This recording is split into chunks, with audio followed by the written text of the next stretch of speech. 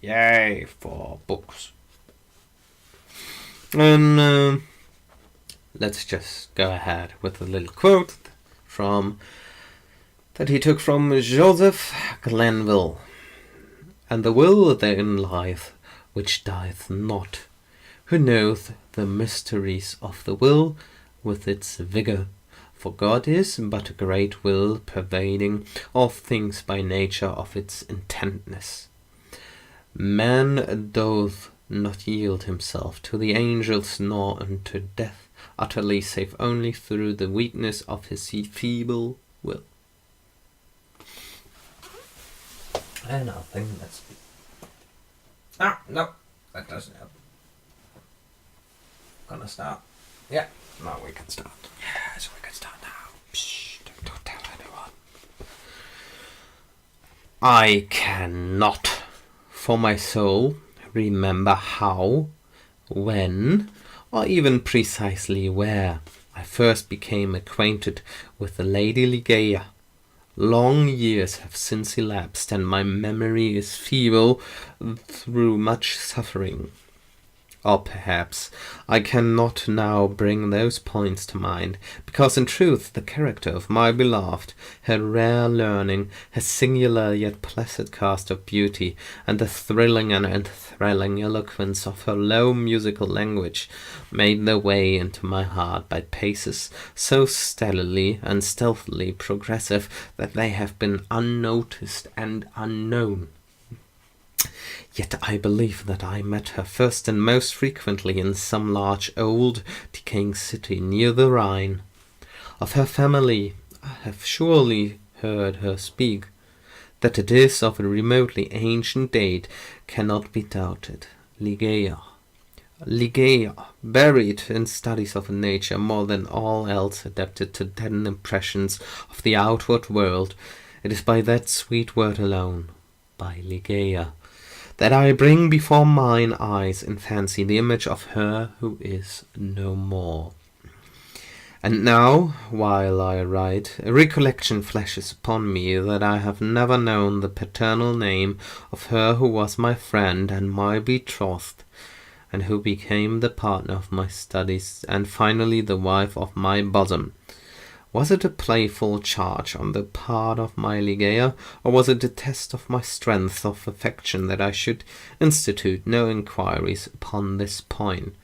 Or was it rather a caprice of my own, a wildly romantic offering on the shrine of the most passionate devotion? I but indistinctly recall the fact itself. What wonder that I have utterly forgotten the circumstances which originated or attended it.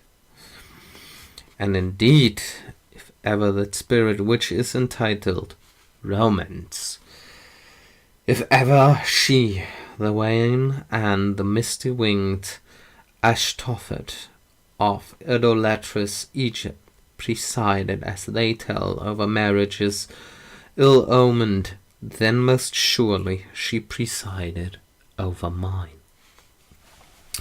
There is one dear topic, however, on which my memory fails me not. It is the person of Ligeia.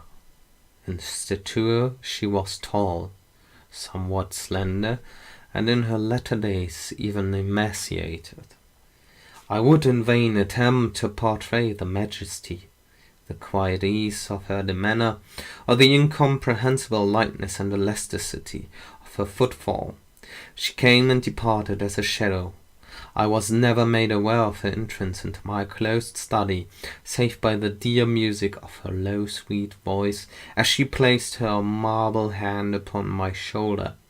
In beauty of face no maiden ever equalled her. It was the radiance of an opium dream, an airy and spirit-lifting vision, more wildly divine than the fantasies which hovered about the slumbering souls of the daughters of Delos.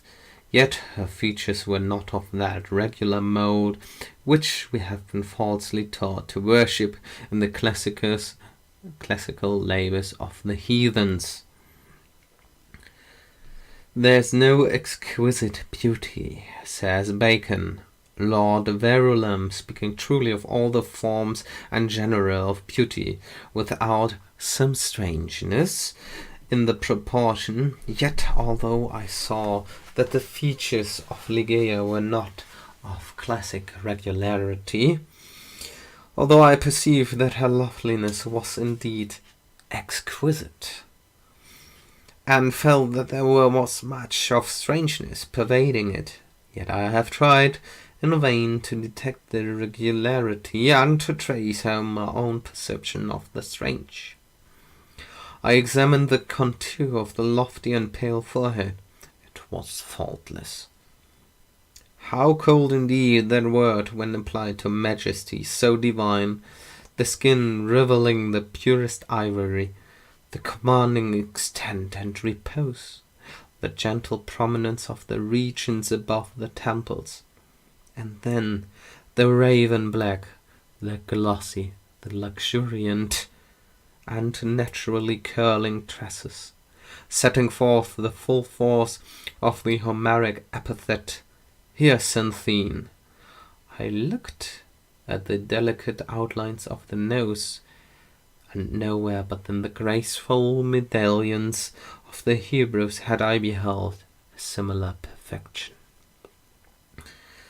There were the same luxurious smoothness of surface, the same scarcely perceptible tendency to the aquiline, the same harmoniously curved nostrils, speaking the free spirit.